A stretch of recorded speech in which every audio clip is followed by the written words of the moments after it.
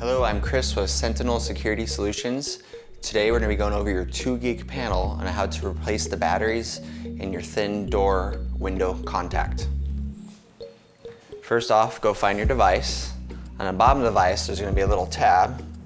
Gently press it in and pull the bottom away. That will pull your sensor off.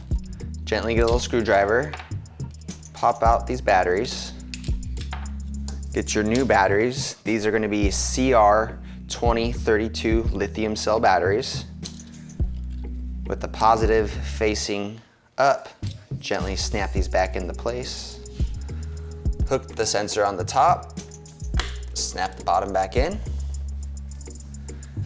And that's how you replace the batteries in your thin door contact.